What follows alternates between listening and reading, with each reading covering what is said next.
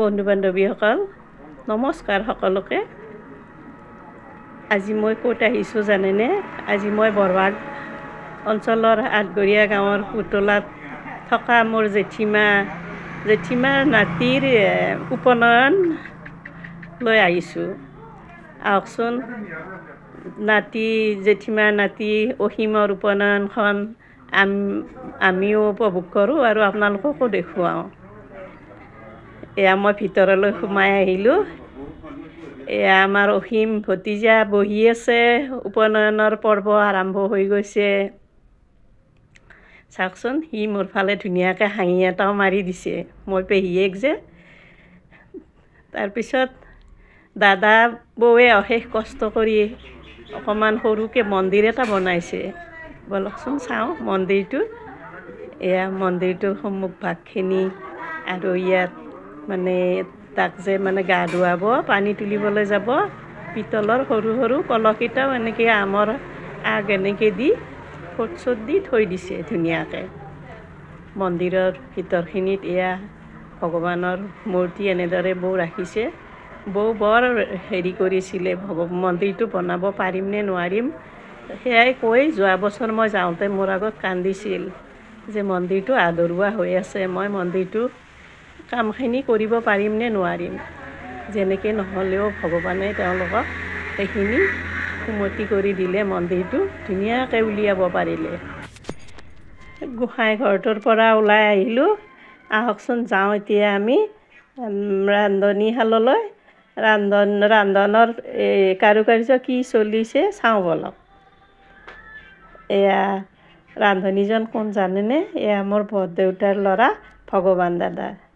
ভগৱান দাদাই কি কি আইটেম ৰান্ধিছে এইবোৰ চাওকচোন। দাদাই বৰ সুন্দৰ ৰান্ধে, বৰ টেষ্টি হয় দাদাৰ ৰন্ধা, আগতেও খাইছোঁ। ইয়াত ইফালে চব্জি কাটি আছে, ইফালে ল'ৰাহঁতে আনন্দ মনেৰে সকলোৱে পনীৰ কাটি আছে। যিহেতু উপনয়নৰ পৰ্বত মাছ মাংস এইবোৰ নচলে, নিৰামিষ খানাহে দিয়ে। সেয়া পনীৰৰ আইটেম কৰিছে। ইয়াত চাহৰ পৰ্ব চলিছে। এবাৰ চাওঁ আহকচোন আলহী কোন কোন আহিছে।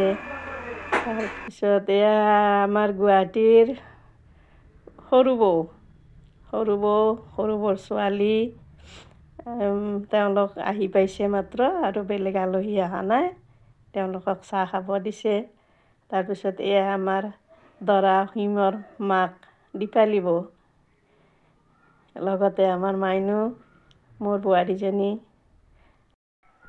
এয়া ইষ্টু কুটুম্বখিনি প্ৰায়ভাগে আমাৰ আহি গ'ল, আৰু আমাৰ আয়তীখিনিও আহি গৈছে। এতিয়া আমাৰ উপনয়নৰ পানী তোলা কাৰ্যখিনি আৰম্ভ কৰিব।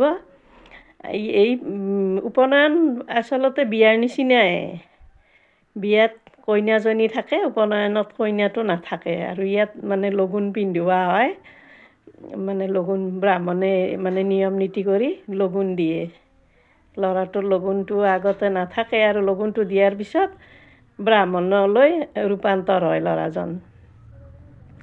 এইবিলাক বহুত দেৰি আছে, আমি ইমান বৰ এটা এইবিলাক নাজানো। এইবিলাক পুৰোহিতবিলাকে বা আমাৰ ডাঙৰ হেৰিসকলে এইবোৰৰ বিষয়ে ভালদৰে জানে।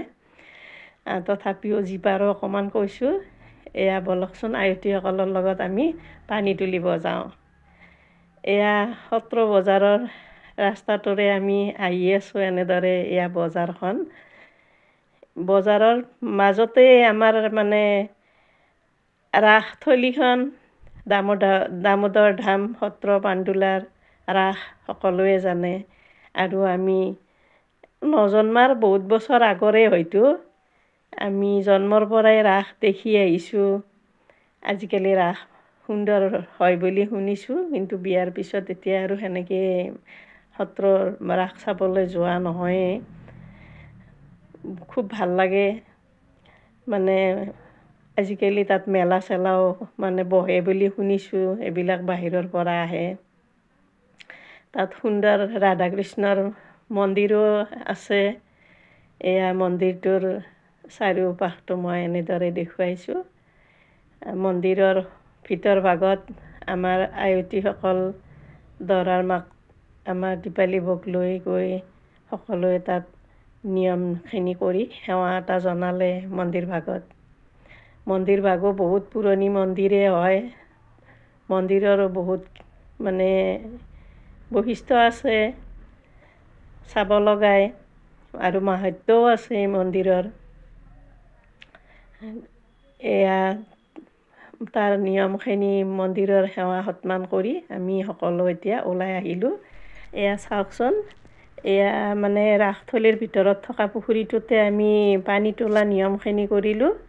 পানী তুলি আহি আয়তী দৰাৰ মাক ইষ্ট কুটুম্ব সকলোৱে লগ হৈ আমি এখন এনেদৰে সুন্দৰভাৱে ফটো উঠিলোঁ, যাতে ফটোখন আমি পিছলৈও এনেদৰে চাই থাকিব পাৰোঁ।